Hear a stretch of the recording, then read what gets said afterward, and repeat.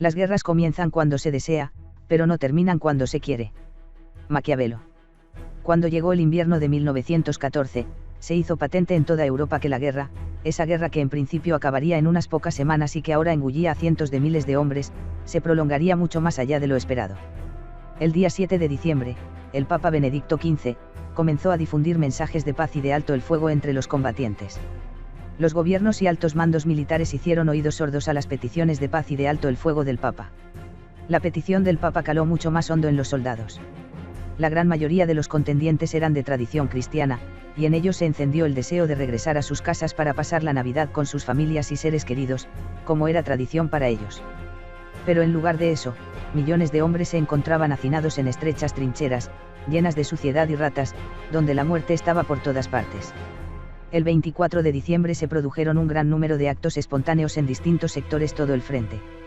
Algunos soldados alemanes, franceses, belgas o ingleses cantaban villancicos que eran seguidos por sus enemigos en las trincheras de enfrente. Algunos se atrevieron a asomar su cabeza por encima de la trinchera, lo que normalmente era sinónimo de una muerte segura, y avanzaban a tierra de nadie, donde saludaban a los hombres que habían intentado matar, intercambiaban alimentos, cigarrillos, o enseñaban las fotos de sus novias y esposas. Se permitió que uno y otro bando recuperaran a sus caídos en tierra de nadie y fueran enterrados. Aunque estos tipos de actos fueron totalmente espontáneos, suele atribuírseles a los alemanes ser los primeros en dar un paso hacia adelante en el frente occidental, siendo los primeros en cantar villancicos y luego los primeros en atreverse a salir de sus trincheras ondeando banderas blancas. Aunque en algunos casos, las treguas fueron programadas unos días antes por algunos soldados. Recientemente ha salido la noticia sobre una carta subastada perteneciente a un soldado británico, Willie Loasby, de 25 años, en la que cuenta cómo un día antes de Navidad comenzó a mantener contactos con los alemanes con el fin de realizar un alto el fuego. Una vez alcanzó unos términos, salió de la trinchera, recorrió la tierra de nadie y se reunió con los alemanes antes que salieran sus compañeros. Al final de la carta escribía: lo que se me hace más raro es que en cada bando, y en otras partes, había gente que todavía combatía.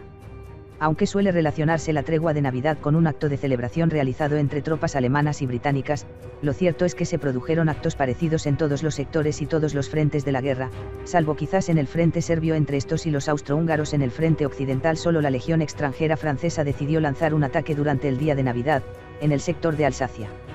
Un oficial británico destinado en el África Oriental, Richard Maynard, escribía en una carta: parecía tan raro que hoy tuviera que comer con gente a la que ayer intentaba matar. Me parecía de lo más equivocado y me hizo preguntarme si de verdad había guerra o si todos habíamos cometido un error descomunal.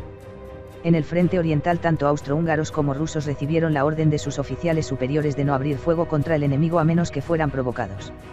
Incluso los soldados rusos que sitiaban la fortaleza de Przemysl en Galicia, donde se encontraban 180.000 austriacos, dejaron árboles de Navidad con notas en tierra de nadie, deseándoles a los sitiados una feliz Navidad. Uno de los puntos más conocidos de esta tregua fue el partido de fútbol jugado entre ingleses y alemanes el día de Navidad. Lo cierto es que no se celebró un único partido, sino que fueron varios a lo largo de todo el frente. Recientemente ha sido hallada la carta de un oficial británico, el general Walter Congreve, en la que le escribe a su mujer para informarle del alto el fuego propuesto por los alemanes y la celebración de un partido de fútbol entre ambos bandos, algo de lo que el general se mostraba receloso, pues consideraba que todo podía ser una trampa del enemigo. El mayor número de noticias a este respecto las tenemos en el frente occidental, especialmente en aquellos sectores en los que se enfrentaban posiciones británicas con las alemanas. El día de Navidad, las treguas comenzadas la noche anterior se prolongaron a lo largo del día. Algunos soldados británicos aparecieron en tierra de nadie con balones de fútbol y se celebraron partidos en los que brilló por encima de todo el juego limpio. Un teniente alemán, Johannes Niemann, dejó constancia de ello en su diario. A la mañana siguiente, la niebla estaba densa. De repente, mi superior bajó a la trinchera para avisarnos que vio a soldados alemanes y escoceses salir de sus trincheras y fraternizar en el frente. Tomé mis binoculares, y viendo cuidadosamente por encima, observé una imagen asombrosa: soldados intercambiando cigarrillos, aguardiente y chocolates con el enemigo. Después, un soldado escocés apareció cargando un balón de fútbol, y en unos cuantos minutos, ya teníamos juego. Los escoceses hicieron su portería con unos sombreros raros, mientras nosotros hicimos lo mismo. No era nada sencillo jugar en un terreno congelado, pero eso no nos desmotivó. Mantuvimos con rigor las reglas del juego, a pesar de que el partido solo duró 1 hora y no teníamos árbitro. Muchos pases fueron largos y el balón constantemente se iba lejos. Sin embargo, estos futbolistas amateurs, a pesar de estar cansados, jugaban con mucho entusiasmo. Nosotros, los alemanes, descubrimos con sorpresa cómo los escoceses jugaban con sus faldas, y sin tener nada debajo de ellas. Incluso les hacíamos una broma cada vez que una ventisca soplaba por el campo y revelaba sus partes ocultas a sus enemigos de ayer. Sin embargo, una hora después, cuando nuestro oficial en jefe se enteró de lo que estaba pasando, este mandó a suspender el partido. Un poco después regresamos a nuestras trincheras y la fraternización terminó. El partido acabó con un marcador de 3 goles a favor nuestro y 2 en contra. Fritz marcó 2, y Tommy 1. En algunos sectores esta tregua no oficial duró apenas un par de días, mientras que en otras partes se alargó hasta el día de Año Nuevo. Pero por desgracia, este episodio tan bello, quizás el más bello de toda la guerra, no tuvo un final feliz. Cuando los altos mandos se enteraron de estas treguas, mostraron su total repulsión, pues no se podía tolerar ningún tipo de acercamiento con el enemigo.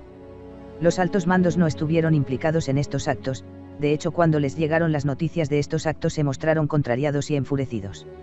Sir John French, comandante en jefe de la BEF, Fuerza Expedicionaria Británica, declaró que estos actos jamás debían volver a repetirse. Se prohibió tajantemente a la tropa volver a realizar episodios de este tipo. Algunos de los soldados participantes fueron severamente castigados y se produjeron algunos fusilamientos, muchos de ellos dentro del ejército francés. Se confiscaron fotografías realizadas por los soldados, y se llevó a cabo un estricto control de las cartas que los soldados escribían a sus casas, pues no debían mencionar el asunto. Un ejemplo de esto último es la carta que escribió el soldado Gervais Morillon a su madre. Los Baaks ondeaban una bandera blanca y gritaban camarades, camarades, rendezvous. Cuando nos quedamos quietos, ellos se acercaron a nosotros, desarmados, con un oficial a la cabeza. Aunque nosotros no vamos limpios, ellos están horriblemente asquerosos. Os cuento esto, pero no se lo digáis a nadie. No debemos hablar de ello ni siquiera con otros soldados. Algunos periódicos ingleses fueron confiscados por haber publicado alguna fotografía de la tregua. No solo los altos mandos se mostraron escandalizados, algunos suboficiales también mostraron su disconformidad. Un cabo alemán escribió: estas cosas no deberían pasar en tiempos de guerra. No tienen los soldados alemanes sentido del honor. Este cabo era Adolf Hitler. A pesar de los severos castigos y de los avisos de los mandos, a lo largo de toda la guerra se siguieron produciendo actos de amistad entre los beligerantes, aunque a una menor escala que la tregua de Navidad, como por ejemplo lanzar avisos a una trinchera enemiga de que a una hora determinada iban a ser bombardeados. Durante las Navidades siguientes pequeños respiros de paz siguieron produciéndose entre los soldados, pero sin llegar a tener la importancia que tuvo la tregua de Navidad de 1914. Hoy, cuando se cumplen 100 años de la Primera Guerra Mundial, en un año que ha estado lleno de actos conmemorativos, la tregua de Navidad tiene una especial importancia. Pese al intento en su momento de los mandos militares y de los gobiernos para que estos hechos no se conocieran y cayeran en el olvido, los testimonios de los soldados, sus cartas, y un gran número de fotografías nos han permitido conocer y conmemorar dicho acontecimiento. Hemos visto cómo este año uno de los anuncios de Navidad más visionado ha sido el de los supermercados ingleses Sainsbury, en el que se recrea la tregua entre británicos y alemanes. La FIFA ha inaugurado un monumento en conmemoración del partido del día de Navidad. Por toda Europa se han llevado a cabo actos conmemorativos para recordar ese momento en la historia en el que la razón y la cordura se sobrepusieron brevemente a la locura.